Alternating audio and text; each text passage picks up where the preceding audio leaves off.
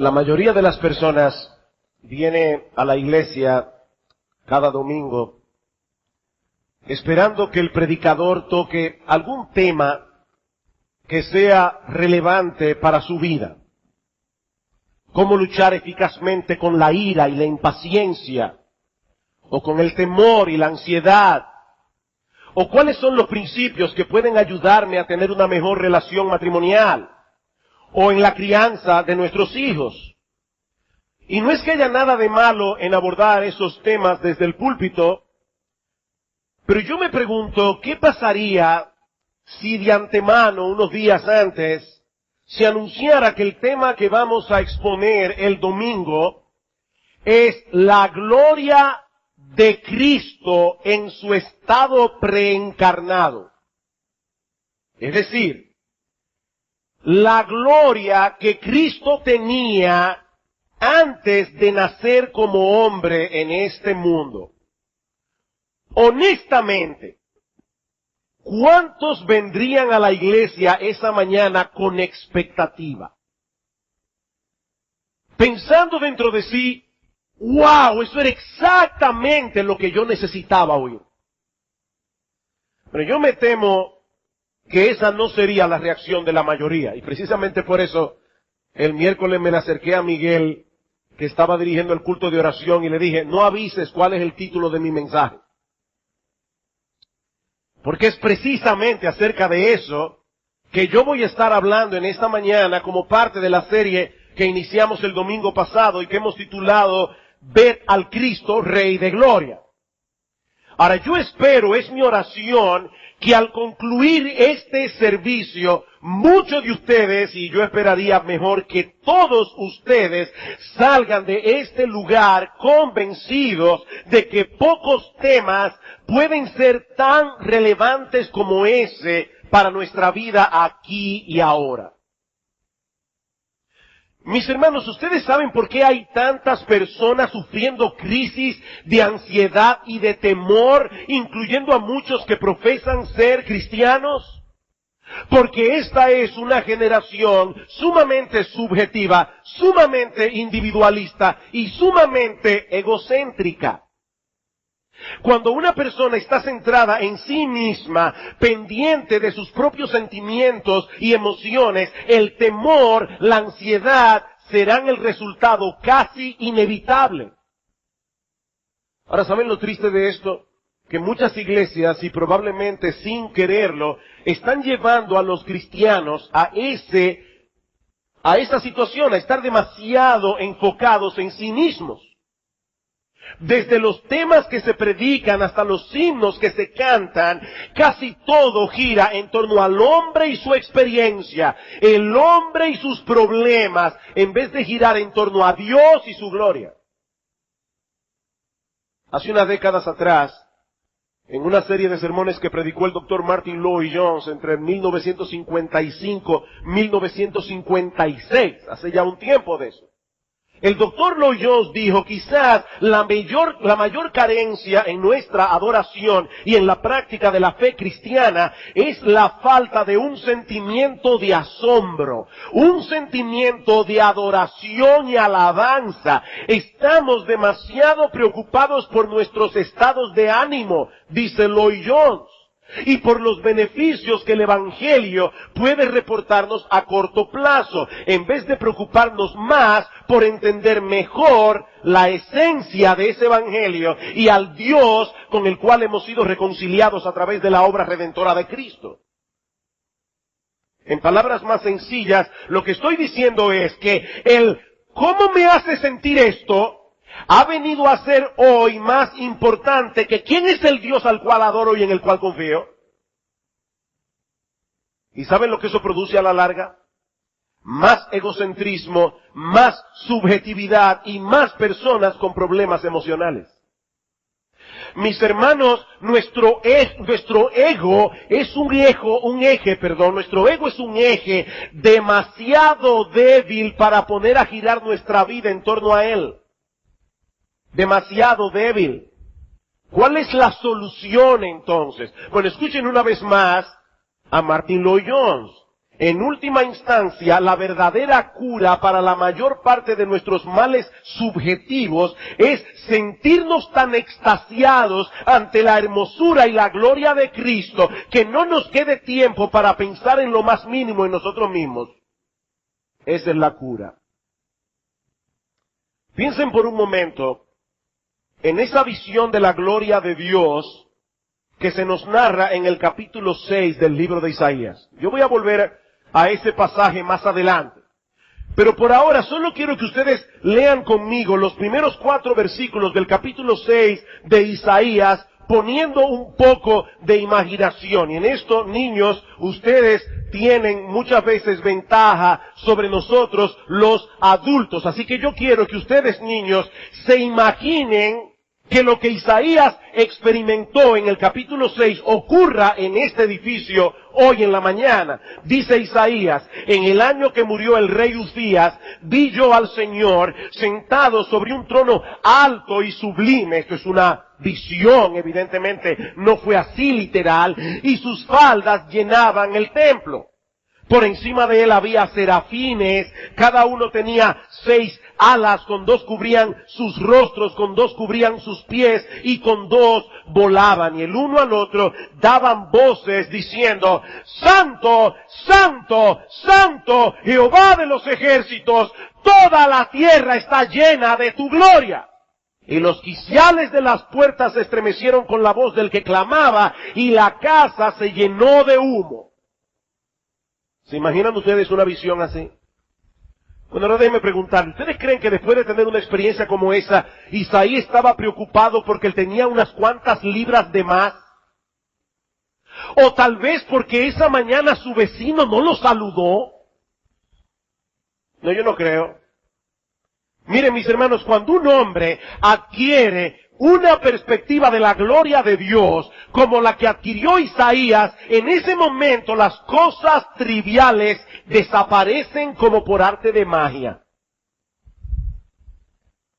Y lo que yo quiero hacer en esta mañana, lo que yo pretendo hacer en esta mañana, es llevarlos a contemplar la gloria que nuestro Señor Jesucristo tenía antes de encarnarse, es decir, antes de nacer en el vientre de una virgen llamada María, con la esperanza de que todos nosotros salgamos de este lugar tan extasiados, tan maravillados, tan asombrados por esa gloria, que todos los aspectos de nuestra vida comiencen a ser contemplados en función de esa gloria. Y ahora yo les pido que vayan conmigo una vez más al capítulo 17 del Evangelio de Juan. Juan, capítulo 17. Por supuesto, yo no voy a leer todo lo que Alberich leyó hace un momento. Vamos a leer los versículos 1 al 5 y luego el versículo 24. El Señor Jesucristo en este pasaje está llegando al final de su ministerio en este mundo. Unas horas más tarde sería apresado por una turba guiada por los líderes religiosos de Israel, sería juzgado y condenado a morir en una cruz, pero en ese momento tan crítico de su vida, el Señor Jesucristo no estaba enfocado en su sufrimiento. El foco de atención de nuestro Señor fue la obra de redención que Él vino a hacer y el impacto que esa salvación habría de producir en aquellos que iban a creer en Él. Y ahora dice en el capítulo 17, versículos 1 al 5, estas cosas habló Jesús. Y levantando los ojos al cielo dijo, Padre, la hora ha llegado, glorifica a tu Hijo, para que también tu Hijo te glorifique a ti, como le has dado vida eterna, como le has dado potestad sobre toda carne, para que dé vida eterna a todos los que le diste. Y esta es la vida eterna, que te conozcan a ti, el único Dios verdadero, y a Jesucristo, a quien has enviado. Yo te he glorificado en la tierra, he acabado la obra que me diste que hiciese. Y ahora noten con atención el versículo 5. Ahora pues, Padre, glorifícame tú al lado tuyo con aquella gloria que tuve contigo antes que el mundo fuese. Versículo 24, Padre, aquellos que me has dado, quiero que donde yo estoy, también ellos estén conmigo. ¿Para qué? Para que vean mi gloria que me has dado, porque me has amado desde antes de la fundación del mundo. Bueno, mis hermanos, si hay algo obvio en estos versículos que nosotros acabamos de leer, es que nuestro Señor Jesucristo no comenzó a existir cuando nació en un pesebre hace 2000 años. Dice en el versículo 5, Padre, glorifícame tú al lado tuyo, con aquella gloria que tuve contigo antes que el mundo fuese. Antes que el mundo fuese.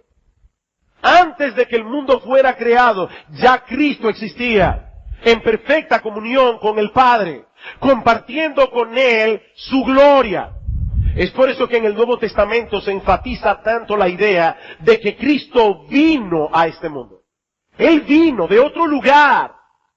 Hablando con Nicodemo en Juan capítulo 3, versículo 13, el Señor le dice, nadie subió al cielo sino el que descendió del cielo.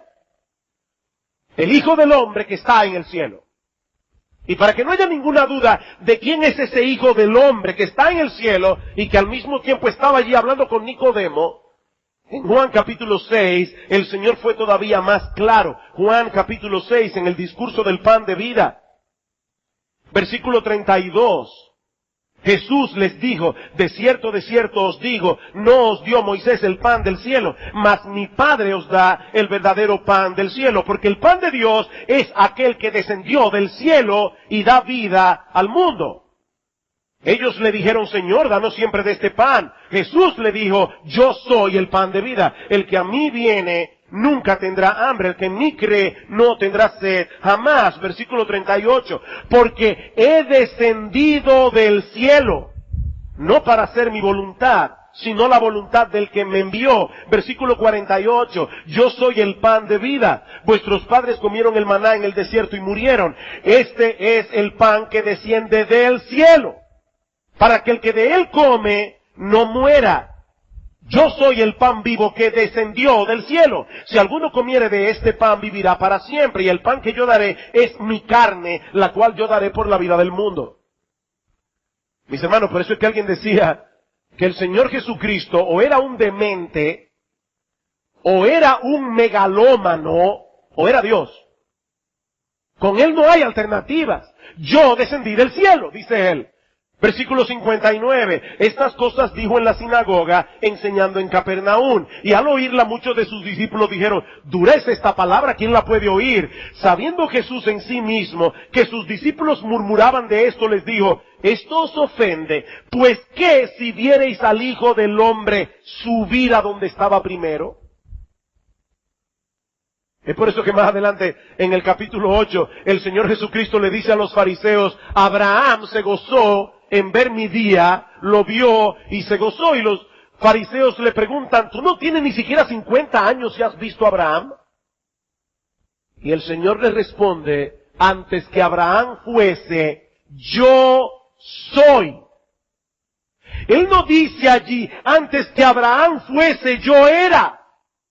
Él dice, antes que Abraham fuese, yo soy. Ustedes están delante de aquel que le dijo a Moisés en Éxodo capítulo 3, desde la zarza ardiendo, yo soy el que soy, el eterno presente de Dios. Por eso los judíos querían matarlo. Sí, Jesús nació como hombre en un tiempo específico, en un lugar geográfico específico, pero es al mismo tiempo el eterno Hijo de Dios, la segunda persona de la Trinidad, que no solo existía en perfecta comunión con el Padre, sino que compartía con Él su gloria.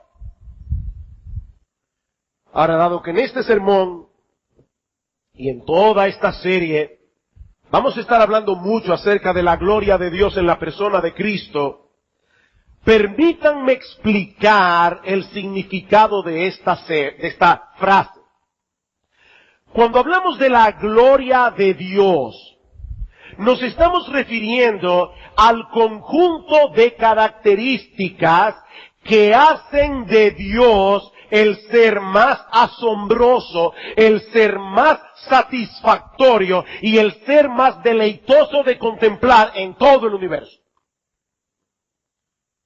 Hace unos años tuve que hacer un viaje a Canadá por un asunto ministerial. Y Josué y Teresa, que vivían allá todavía para ese tiempo, tuvieron la gentileza de llevarme a las cataratas del Niágara. Yo todavía recuerdo perfectamente ese día, me acuerdo acercándome a las cataratas. Aquello es un escenario sencillamente espectacular. Es el tipo de cosa que de una manera natural te llevan a exclamar boquiabierto, ¡wow! ¡Wow! Bueno, yo no quiero ser irreverente en esta mañana, pero lo que estoy tratando de decir es que en todo el universo no hay ningún ser que sea más digno de ese wow que Dios. ¿Se entiende así? Yo espero, niños, que ustedes también lo entiendan. No hay en todo el universo ningún ser más digno de ese wow que Dios. Nadie es más asombroso, nadie es más majestuoso, nadie es más valioso y deleitoso. La Biblia describe a nuestro Dios como un ser espiritual y único que subsiste en tres personas, el Padre, el Hijo y el Espíritu Santo, autoexistente, no depende de nada ni de nadie para existir y ser feliz, inmutable, no cambia, infinito, no tiene límites, es eterno, incomprensible, omnisciente, lo sabe todo, omnipotente, todo lo puede, sabio, santo, justo, misericordioso, paciente, lleno de gracia y de verdad, el creador de todo cuanto existe, el rey soberano de todo el universo y el que ha de juzgar algún día a toda la humanidad. Ese es nuestro Dios. Ese es nuestro Dios. Y lo que nuestro Señor Jesucristo está expresando en esta oración de Juan 17 es que en la eternidad pasada, antes de Él hacerse hombre, Él compartía cada una de esas características con Dios el Padre y Dios el Espíritu. Él es el resplandor de su gloria, dice en Hebreos 1:3, la imagen misma de su sustancia. Acompáñenme una vez más a Isaías 6. Hay algo aquí que yo quiero que ustedes vean. Isaías, capítulo 6.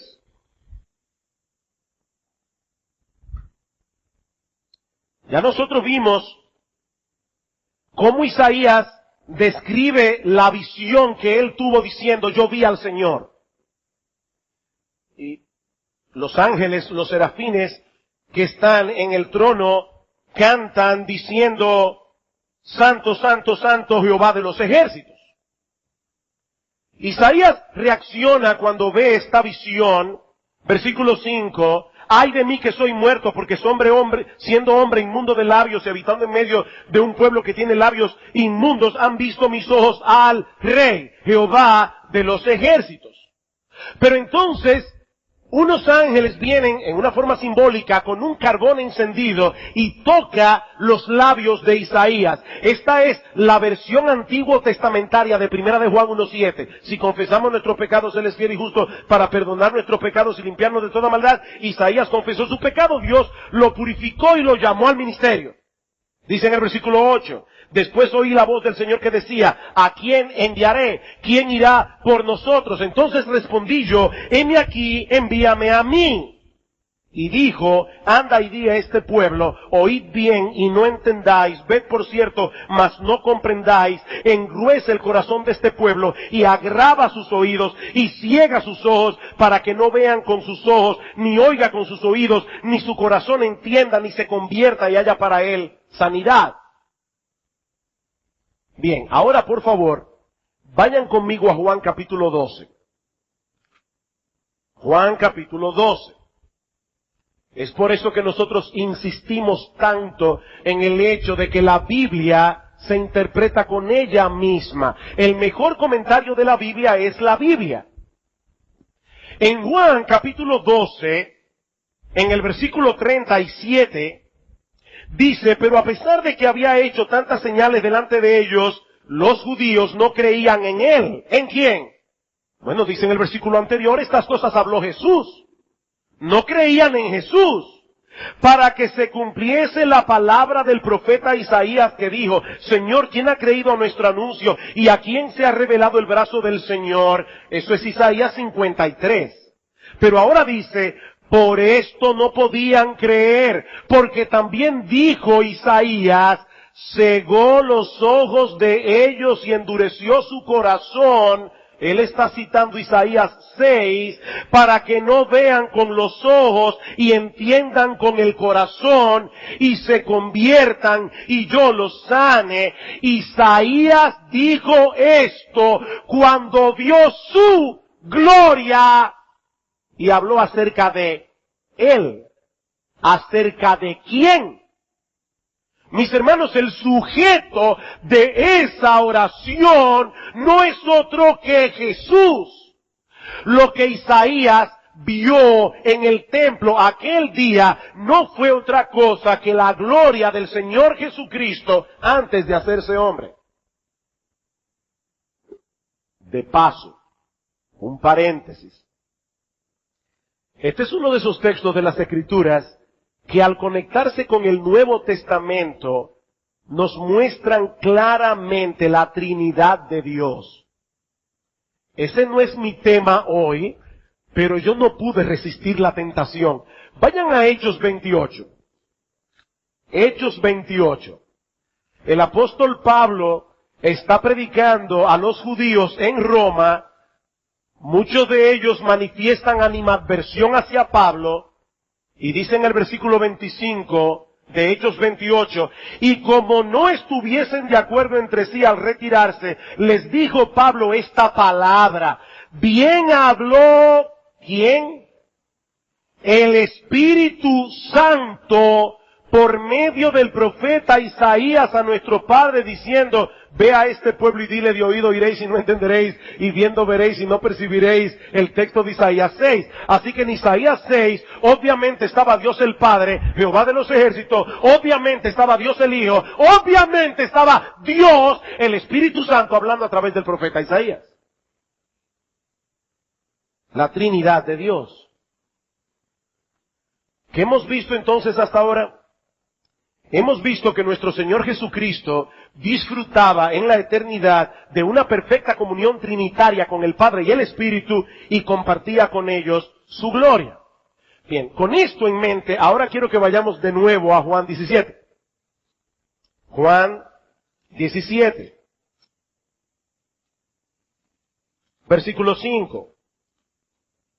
Creo que ahora podemos entender mejor lo que el Señor está diciendo aquí. Dice, ahora pues, Padre, glorifícame tú al lado tuyo con aquella gloria que tuve contigo antes de que el mundo fuese.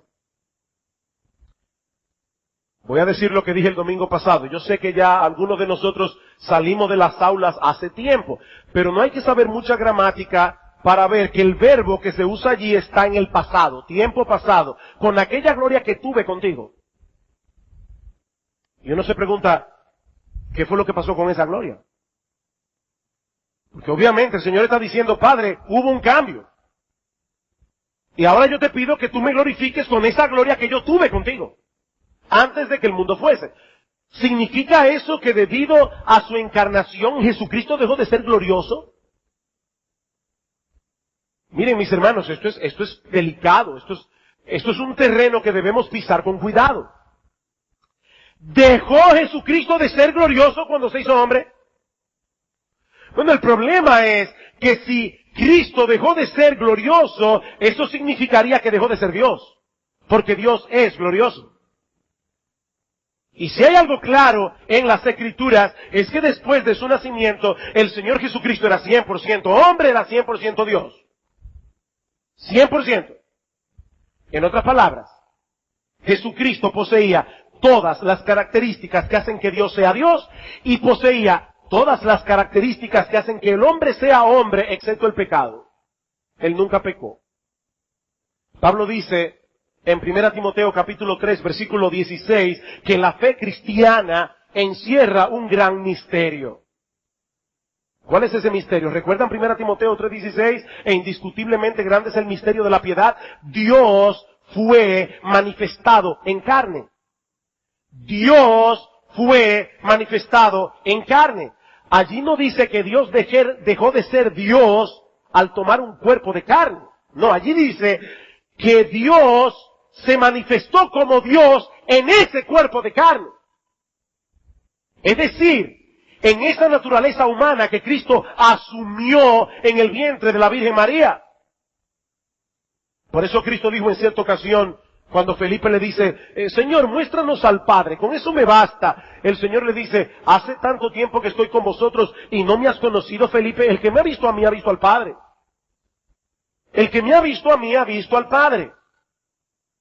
Mis hermanos, no hubo un solo instante durante la vida y ministerio del Señor Jesucristo en que Él dejara de ser Dios. Y por lo tanto, no hubo un solo instante en la vida del Señor Jesucristo en que Él dejara de ser glorioso. Pero, si están durmiendo, despierten. Pero, y miren hermanos, déjenme decirles algo. Comprender lo que yo voy a decir ahora es una de las cosas para mí más asombrosas de la salvación. Más asombrosas. Al hacerse hombre, Cristo ocultó el brillo de su divinidad con el velo de su humanidad. Cristo ocultó el velo de su divinidad, el brillo de su divinidad con el velo de su humanidad. Déjenme poner esto en la manera más sencilla que yo puedo.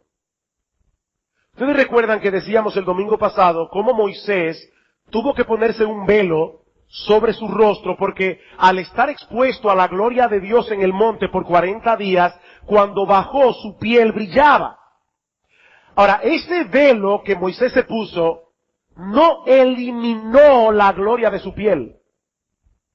No la desvaneció. Simplemente la ocultó. Bueno, algo similar fue lo que ocurrió con nuestro Señor Jesucristo al hacerse hombre. Su naturaleza humana fue como un velo que ocultó momentáneamente el brillo de su gloria. La naturaleza humana no la apagó. La naturaleza humana la ocultó. La diferencia es que en el caso del Señor, su brillo no era el mero reflejo de la gloria de otro, como fue en el caso de Moisés, sino el brillo de su propia gloria. ¿Ustedes recuerdan la escena de la transfiguración? ¿Recuerdan la escena? Mateo 17. El Señor Jesucristo tomó consigo a Pedro, Juan y Santiago y subió con ellos a un monte muy alto. Y estando en la cima de la montaña, dice en el versículo 1, se transfiguró delante de ellos y resplandeció su rostro como el sol y sus vestidos, los de Cristo, se hicieron blancos como la luz. Ahora noten, no fue que una luz vino del cielo y se posó sobre el Señor Jesucristo. Lo que se está describiendo aquí es una luz potente que emanó de sí mismo. Su rostro resplandeció como el sol y sus vestidos adquirieron un brillo sobrenatural, como cuando nosotros vemos repentinamente el resplandor de un relámpago en medio de la noche. ¿Saben qué fue lo que sucedió en el monte de la transfiguración?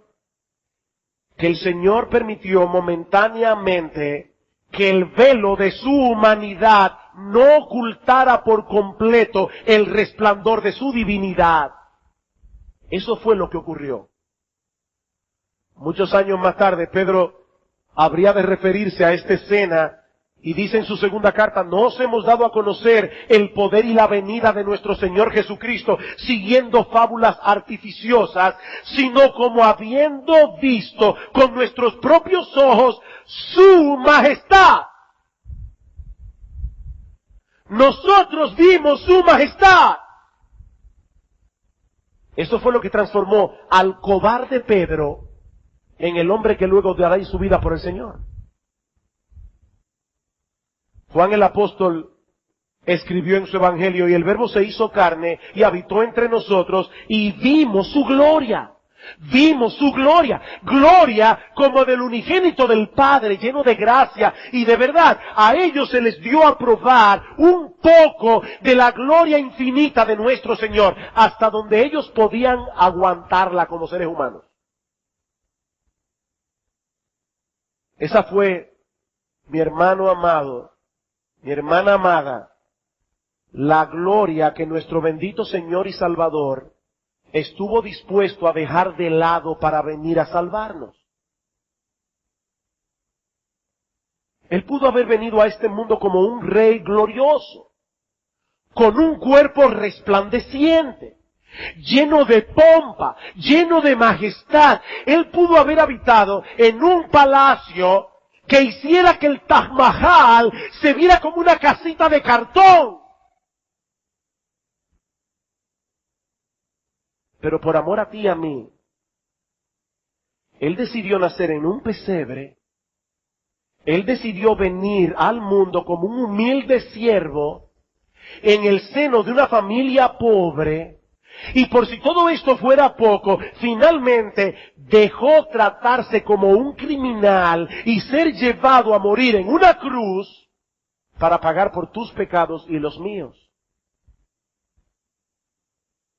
Es a eso que se refiere Pablo en Filipenses capítulo 2, cuando dice que a pesar de que Cristo era en forma de Dios, y cada vez que yo cito ese texto me cuido en explicar que para nosotros la palabra forma significa apariencia externa. Para los griegos, y el Nuevo Testamento se escribió en griego, la palabra morfe, la palabra forma, no significa eso. La palabra forma en griego significa el conjunto de características que hacen que una cosa sea esa cosa y no otra cosa.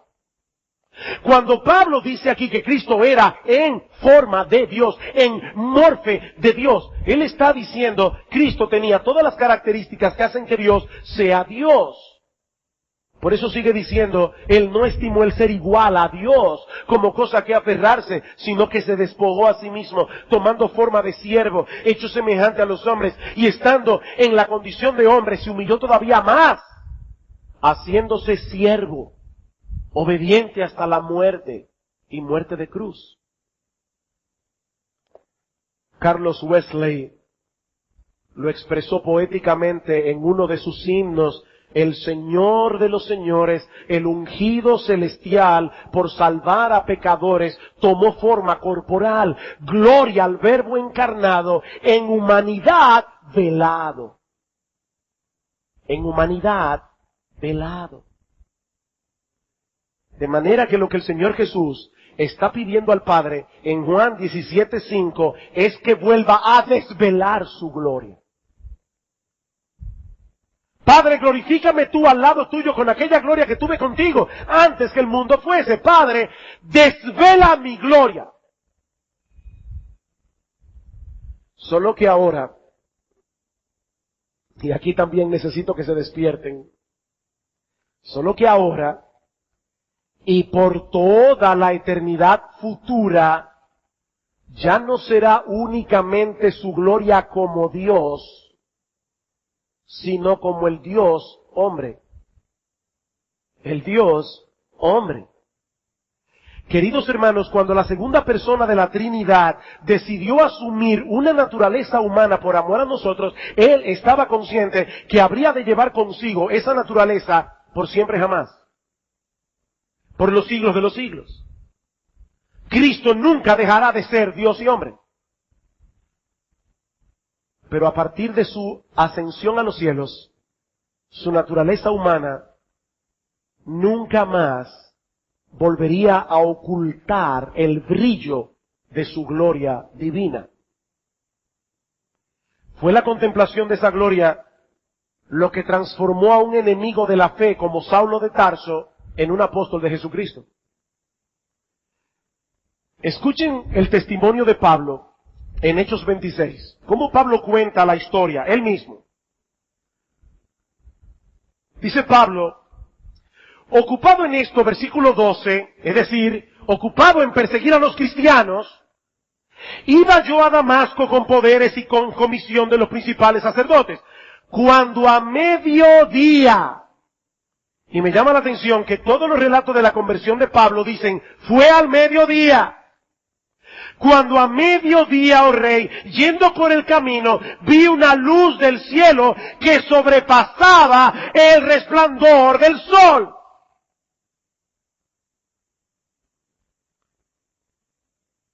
Y cuando Pablo escucha que desde ese resplandor surge una voz que le dice, Saulo, Saulo, ¿por qué tú me persigues? ¿Quién eres, Señor?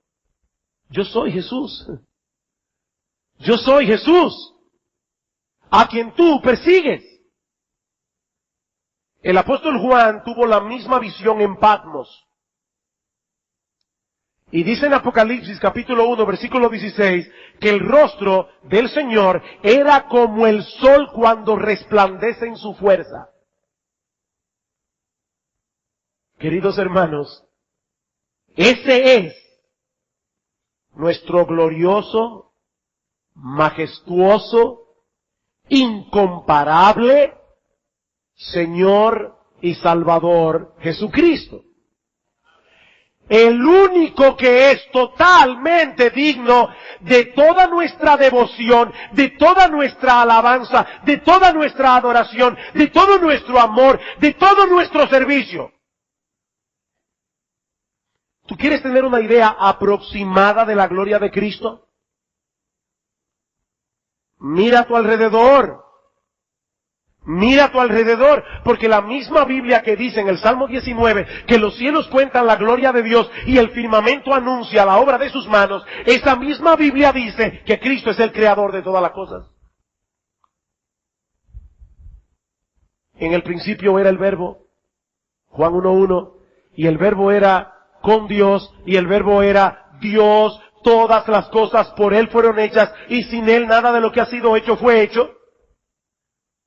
Y el apóstol Pablo dice en Colosenses capítulo 3, versículo 1:16, que fue por Cristo y para Cristo que todas las cosas fueron creadas, las que hay en los cielos, las que hay en la tierra, visibles, invisibles, sean tronos, sean dominios, sean principados, sean potestades, todo fue creado por medio de Él y para Él. Desde los millones de galaxias que existen con sus billones de estrellas, hasta la complejidad de una célula que no puede ser observada por el hombre a simple vista. Todo eso, mis amados hermanos, no es más que un pálido reflejo de la gloria del Señor. Y yo no me estoy inventando lo que acabo de decir. Dice en Job 26:14, refiriéndose a las cosas creadas, que todas ellas son sólo el borde de sus caminos. Y cuán leve es el susurro que hemos oído de Él. Pero el trueno de su poder, ¿quién lo puede comprender? ¿Quién es Cristo? El Verbo de Dios. Dios habló, y todo fue hecho por medio de Cristo. Y ahora la Biblia nos está diciendo que ese verbo que era en el principio con Dios, se limitó a emitir un susurro y salió al universo. ¿Ustedes imaginan si Dios en Cristo hubiera tronado?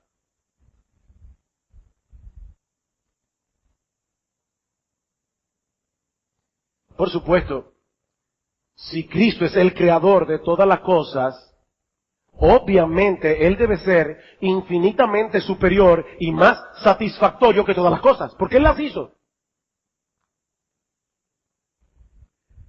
Un hermano me llevó en estos días a la oficina un mango, pero un mango, se podía jugar bolo con el mango. ¡Wow! ¡Qué bueno es el mango!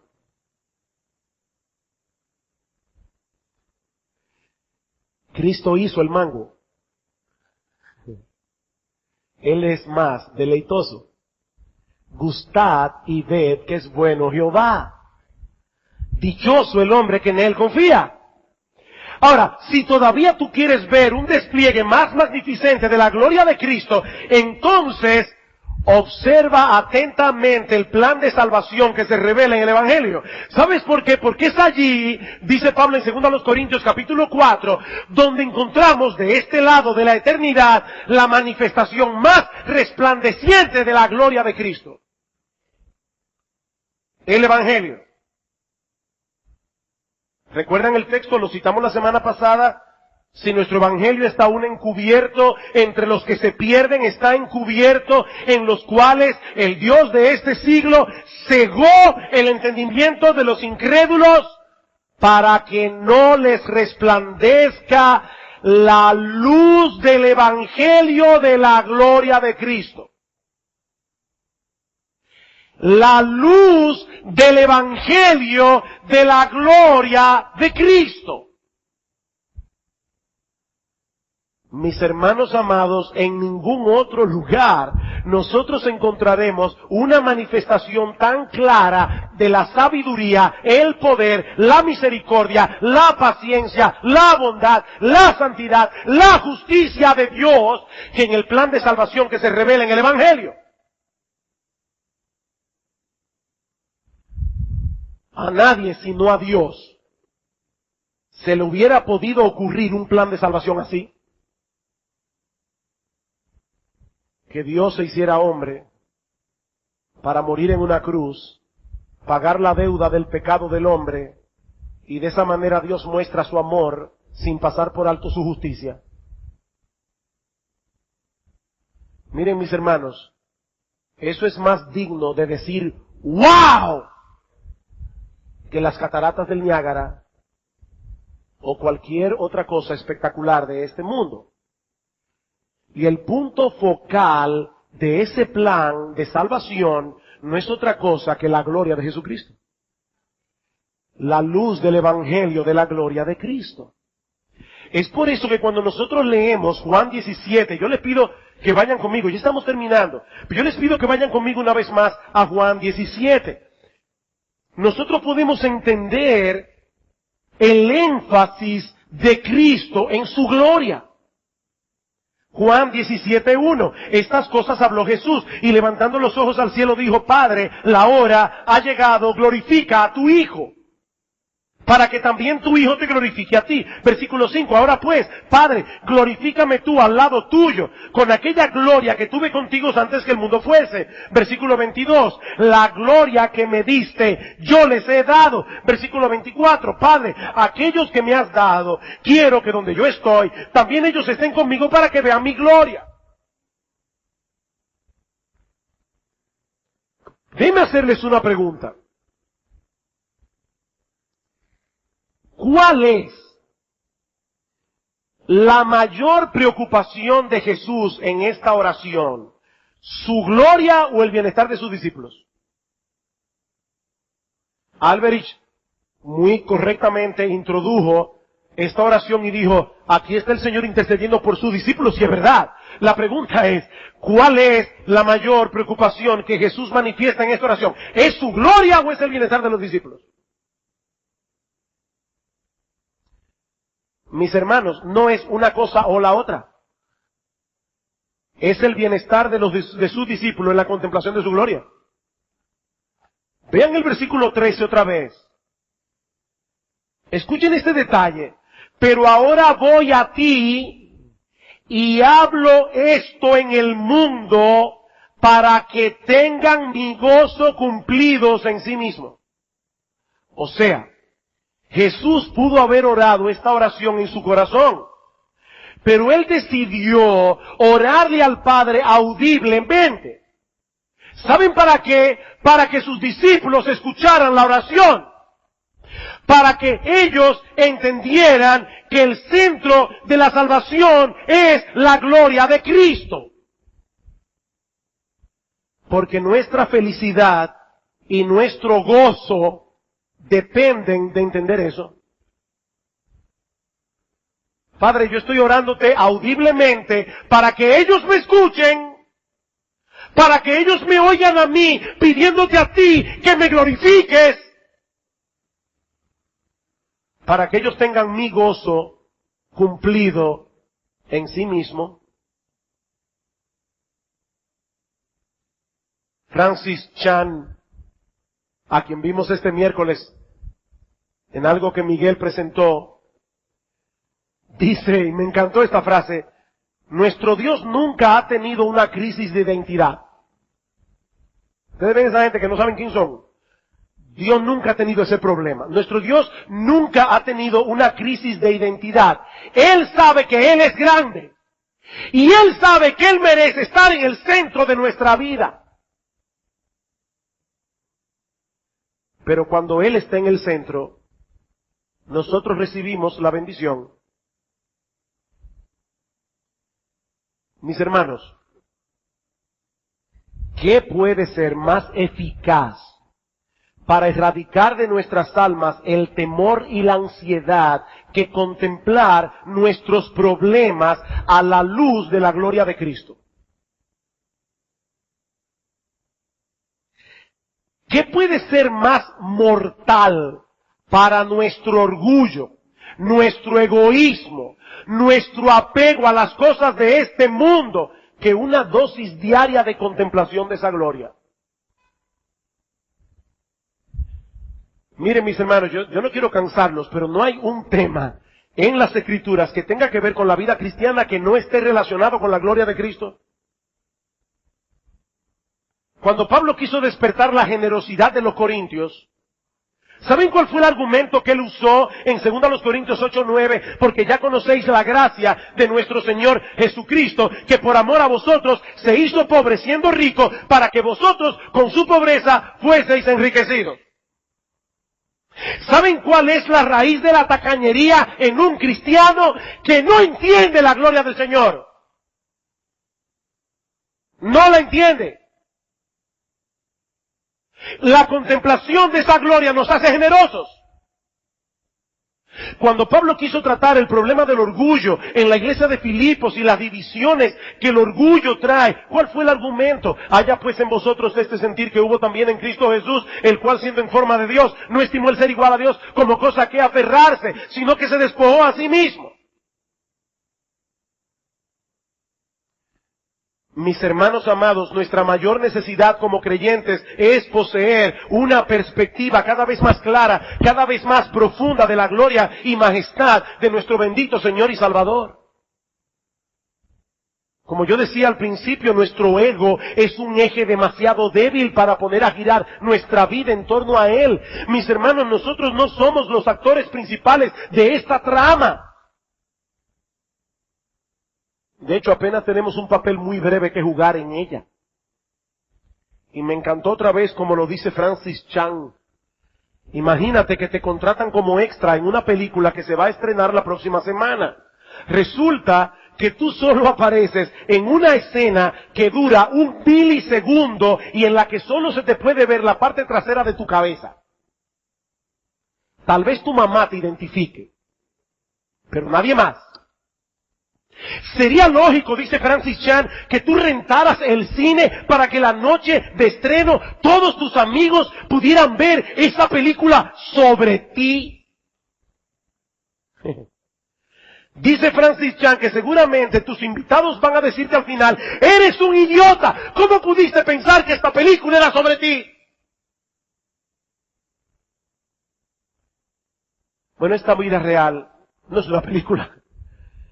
Esta vida no es una película. Pero mi amado hermano, mi amada hermana, tú no eres el personaje principal de la historia de la redención, ni yo tampoco.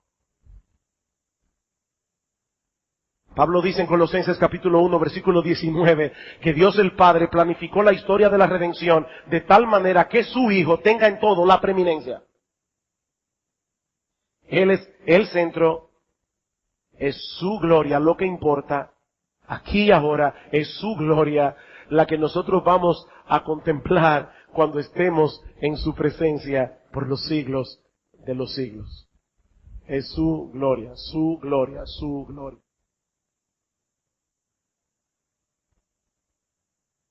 Y si tú estás aquí sin Cristo, está a la luz de todo lo que hemos visto hoy que podemos entender lo que dice Hebreos capítulo 2, ¿cómo escaparemos si descuidamos una salvación tan grande? Tan grande. El Hijo de Dios, la segunda persona de la Trinidad, se hizo hombre, murió en una cruz por nuestros pecados, para que todo aquel que en él cree no se pierda, mas tenga vida eterna.